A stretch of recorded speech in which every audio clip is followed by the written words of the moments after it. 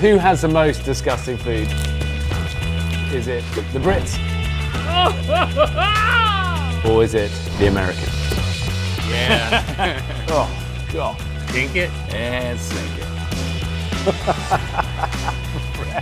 I mean, they've got a very firm texture, I'm not going to lie to you. Oh, God!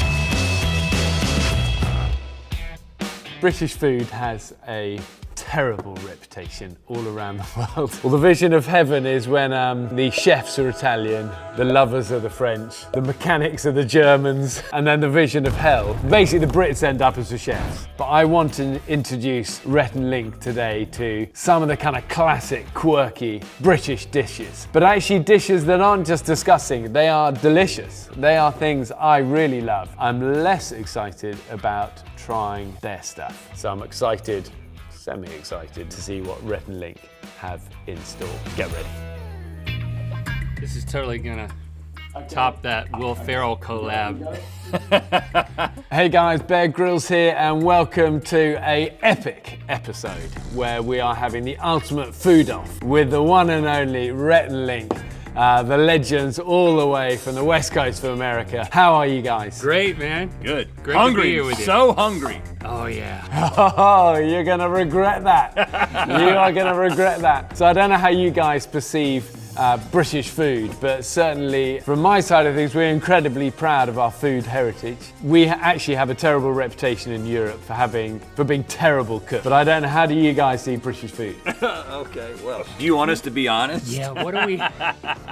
We're big fans, Bear. You know, we didn't want to start off the conversation this way. Well, but we're big fans of Bear. But in terms Straight in, come on. Best British food is food that has been imported. Oh, like a nice curry. wow. Yeah, I love we a love good the curry. You got great curry. That's true. Yeah. Well, one specific story we have is we were in London. We were hungry, and I know. Okay, I know what somebody you're gonna say. decided that we should order pizza. You know, I mean, maybe it was a dumb American move, but it was late at night. We'd been out, and we were like, let's get some pizza. I mean, you can't screw pizza up, right? Oh. I don't know if maybe we just made a bad choice. We took the advice of the guy at the hotel. We were like, Well, what where's we a good took- place to get pizza? And he was like, he handed us like a flyer. flyer. And they delivered it. Well, I'll tell you what we took. We took pictures of the pizza because it was so bad. we wanted to remember what it looked like. I mean, now it's your turn. Hey, listen, I sympathize, I get it. Let us have it. I mean, when it comes to American food, right. Give us your worst. You know, my experience with American food, having just had you guys be incredibly rude about our food. Yeah. My experience with American food is I actually love American food. I really do. I think if all I ate was American food, I would be very happy, but I would be very fat. So I have to kind of ration my amounts of American food. But I think the goal today is that I'm going to introduce you to some of the lesser known things, and you're going to likewise do the same for me. We're going to kind of introduce it each for each other. 3 courses. And then at the end, we'll let the viewers decide which nation wins. Who has the most disgusting food? Is it the Brits or is it the Americans? My first dish for you guys, which is about to be served in front of you here, is called haggis. I'm sure you might have heard of haggis, but often people don't know what is actually in haggis. And it really is the kind of national food of the Scots, you know, Scotland. People kind of get lulled into this full sense of security and think, it kind of looks like a large sausage, which it kind of, in some ways it is, but when you actually get into the nitty gritty of what is in it, it can slightly take the edge off it for people. I think maybe the best thing to do is to let you know what's in it after you've tasted it. So open it up and give it a taste. Is that an intestine that it's just sitting in? Oh, no! Okay. No! It sort of burst out of there. Oh. It really burst out of there. I think Now, you guys you are love meant to this? have cooked this. Yeah. Yours is looking like raw. I'm really worried that you guys have eaten this raw. Cooked, right? It has been good. It's been boiled. boiled. It's been boiled. Because the thing is, if you fry it, most people have haggis and maybe they have it sliced and fried, and it's kind of. But authentic haggis is boiled, and that definitely kind of, takes the fun out of it. It looks pretty grim. Yeah, it's been intensified. Link is prepared with his personalized barf bucket. I have one as well, but you know what? As a one-time Scott, I'm going to. Oh, that's a big bite. Now, Bear, I would like to say that, you know, if it weren't for you, Rhett and I would never have had the guts to drink each other's urine.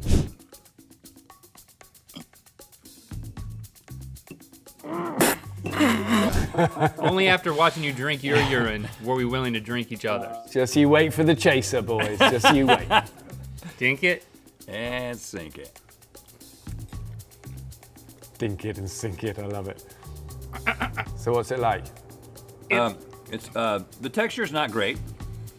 You know, earlier you said the word earthy. Yeah, it's like, it's very.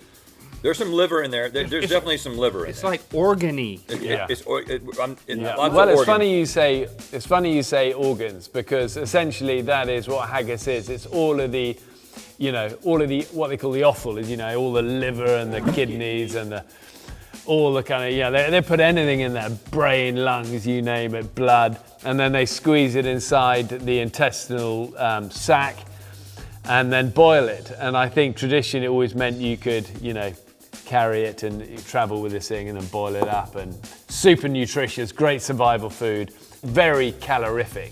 Right. Link's having a difficult time with it, Bear. I got it down. Yeah, it looks like you're not having a lot of fun with that. I mean, you know what? I've definitely had worse. Something about mixing in all the other stuff. Oh wow. Kind of takes the edge off of the liver, because I don't like liver. There's something about this that is, I don't know. It's something. It's a little more palatable than just straight up liver. You're showing off from Bear Grylls. Maybe I like lungs. Okay, so well done, you guys. So first one for me. Okay, so Bear, you came out of the gate pretty hot here. I mean, we kind of have it. Would you want to? I mean, we have a couple of options. Do you want to go tit for tat, so to speak? I think we got to, yeah. I think we got to hit him with the heavy. Okay, Bear. So we're gonna give what? you the Rocky Mountain oysters, which of course are bull testicles. In no way oysters. We could have just said, we'll let you eat these and then tell you what's in them afterwards, but that would take all the fun out of just saying bull testicles. I mean, they've got a very firm texture. I'm not going to lie to you. A whitey inside that, as somebody, familiar with testicles, doesn't take a lot of second guessing what's been going on. I mean, my last experience with testicles ended really badly.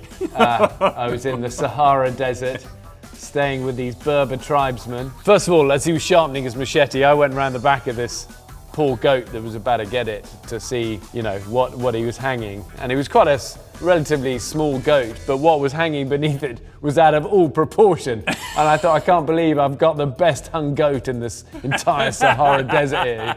And sure enough, a few swift, deft moves from his machete and these things were sat in my hand, and they were like massive baseballs, and I thought, wow. And I remember eating this, putting this thing in my mouth. I thought, I thought if I try and chew this, it's going to be an explosion of everything that is inside, the white stuff, And I thought, that's not going to be good, so I'll try and swallow it whole.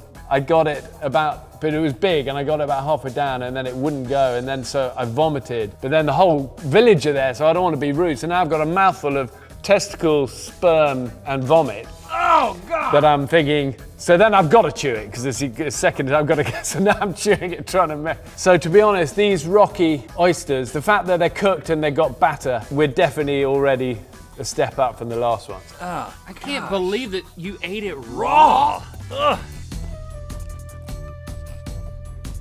Okay, well, It's still getting. They've got that.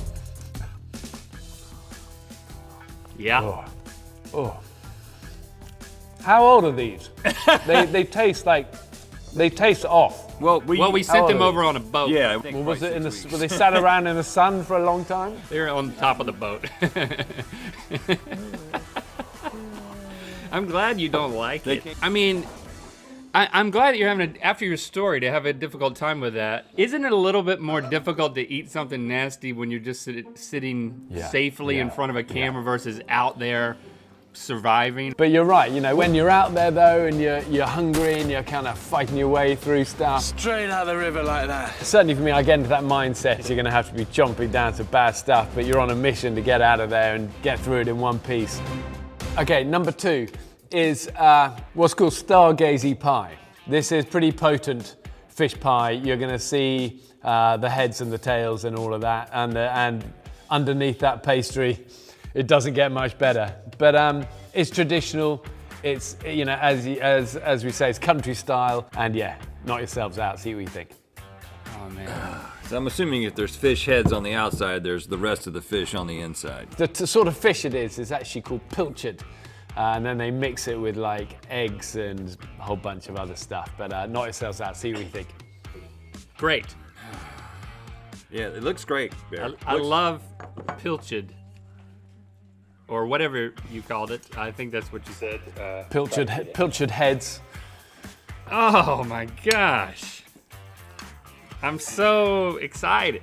I can't Boy, when I wait to get a opened that fork up, full of this. when I opened that up, it was kind of like, Bait shop? you know, like maybe somebody had an aquarium and then they died. and no one knew about it for a couple of weeks. Then somebody shows up and like, let's just put a pie crust over that. You know, maybe someone will eat it. Yeah, it's kind of got that. We forgot to feed the fish, and we also put some eggs in there. Okay, all right. I mean, I feel like a real test of this thing. I mean, I gotta peel this back and just see if the fish body. Okay, yeah, the fish body just goes. The head goes. pokes out and he gazes at the stars, but then the body is in there snug as a bug in a rug. There you So go. you got, oh gosh, it's just a whole fish. Yeah, theres bones. Oh, Link, that's a weak bite, man. Look at what I got going on here. I've got mostly, okay, there's more fish and some bones. You swallow the bones. Yeah, they'll go right down. Okay, calcium, you say. It's a strange juxtaposition Yeah.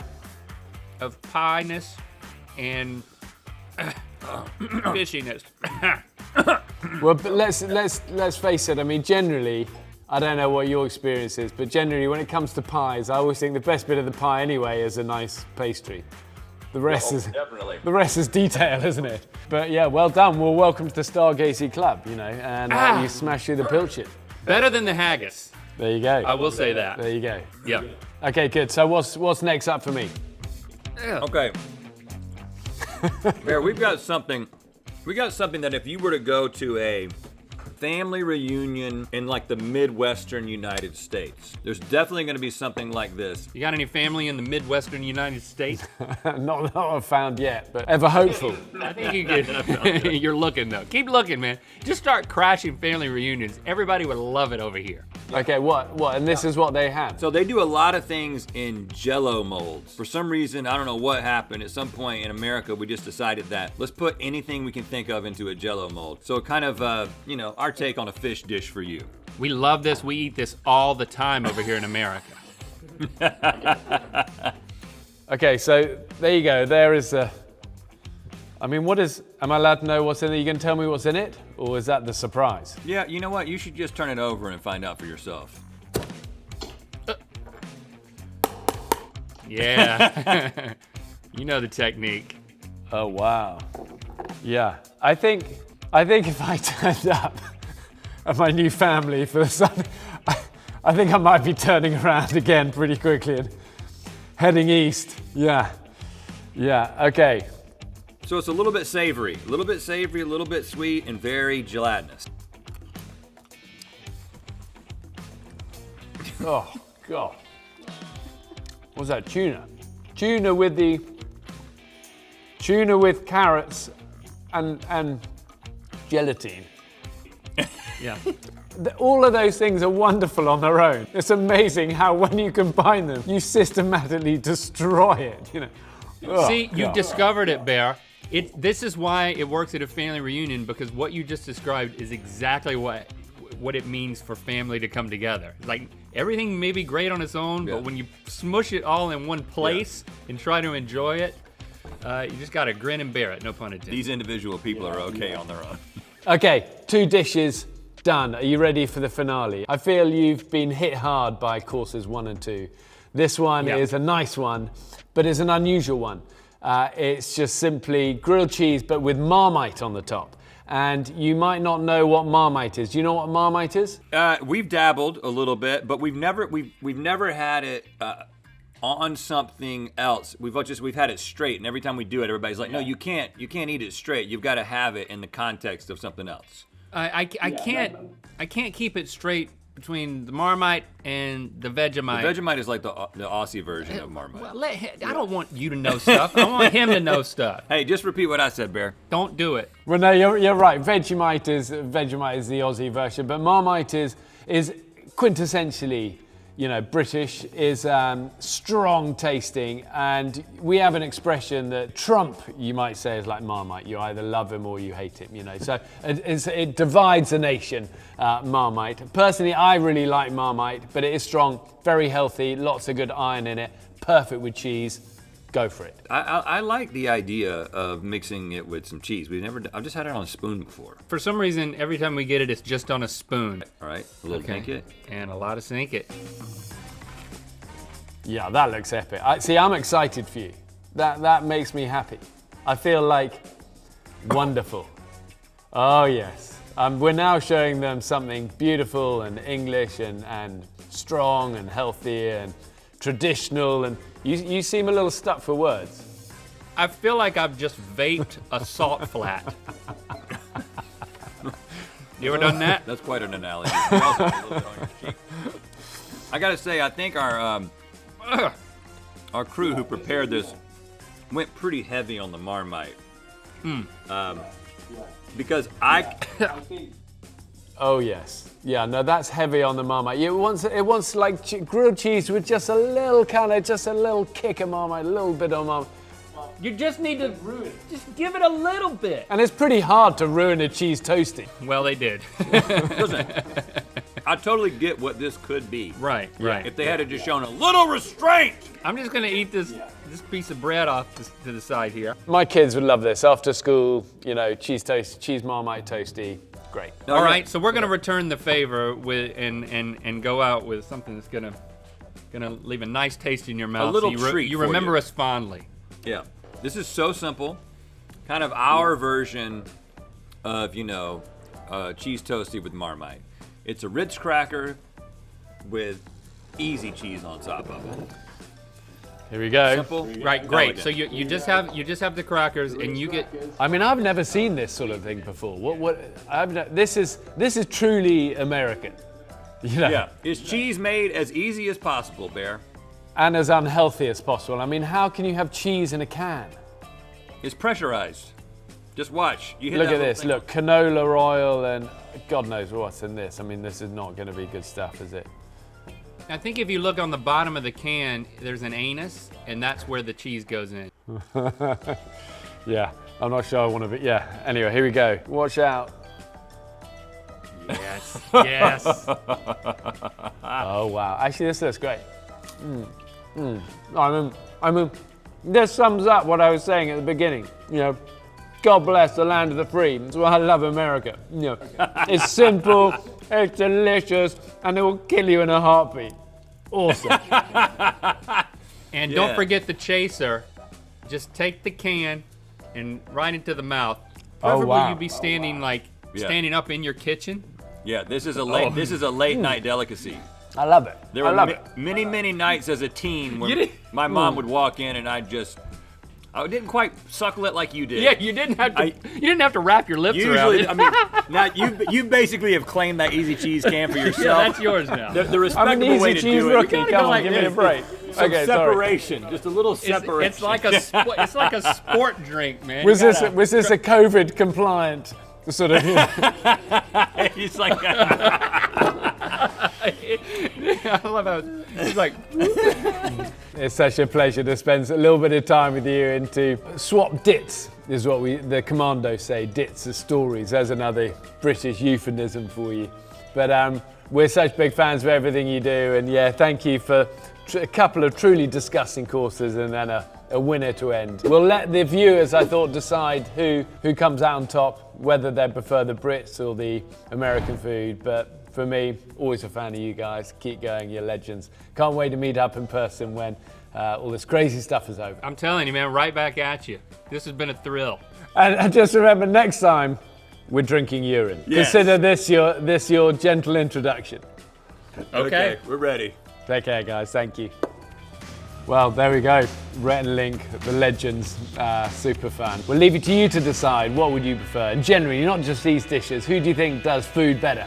The Brits or the Americans? It's a tough one. Let me know. You've rewritten many of the rules. It's opened up the sport. To follow this man around and try and keep up is always amazing. Should we have a fly? Yeah, I think we have to. Okay, following you up. Woo! Okay, so today I'm going to meet one of the icons of the paragliding world. He is a man called Jean-Baptiste Chandelier. He is a creative genius filmmaker of his sport, an icon that many people look up to. He's a friend of mine. He's also one of the humblest, most giving, kind people you're ever going to meet, always encouraging people into the sport. But what he does with his parachute is an inspiration to many of us. This guy, you're going to love.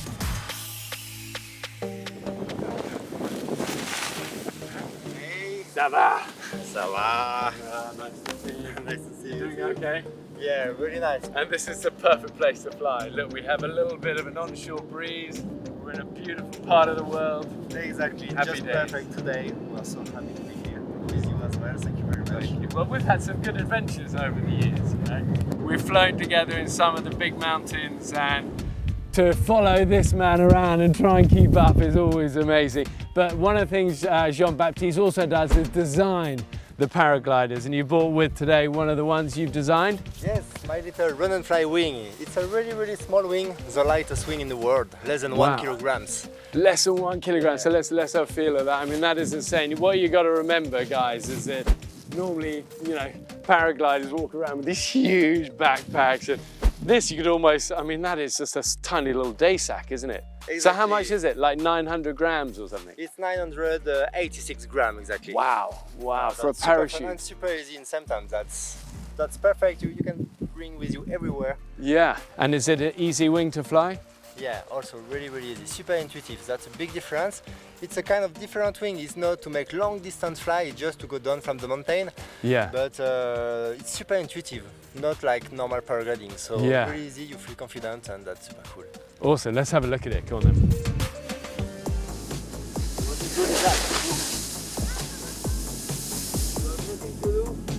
Wow. For any of you who are watching who are paragliders, you know, traditionally, you'd never be able to stand and do this, have a wing controlled above your head. It's just unheard of. You know, you're running, these things are collapsing everywhere. Certainly in the early days when we were learning. So this changes the sport. It does make me laugh. Just JP just stood there and it's just perfectly balanced. So when did you start flying? So I started in 2004 in my home, Yeah. and I just wanted to fly. So where was your home? It's in Embrun city, really close to in the southeast of France. Yeah. And so I landed there after. And why did you start flying? Because I was dreaming about flying since many, many years, and my parents didn't leave me try. Yeah. Well, they didn't let you. No. So when I get 18, I say, okay, Yeah. no, I'm a big guy, so Yeah. let's go fly. Well, you've rewritten many of the rules. It's opened up the sport to climbers and to mountain guides and people who can just have little packs. And I've used some of your other wings, and they are, as you say, intuitive. You can just throw them out, and I use them on skis in the mountains, and we just go, and then we land on skis, and it's so fun. So thank you for designing it. There is nothing serious about paragliding, it's just about fun. So that's why I try to Yeah, create that's so something like this. fun. Have some You fun. just want to fly through the air and have fun with friends. Talking of which, you ready? Should we go and do it? I'm going to get my wing.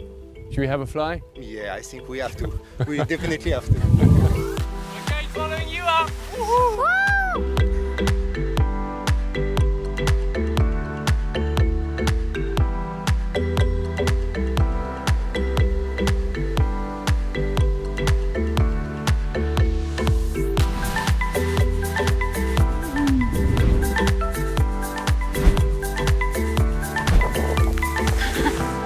Two things I've always learnt about paragliding. Firstly, there's always someone better than you. And secondly, learn from the best. Jean-Baptiste Chandelier takes this sport to a whole new level.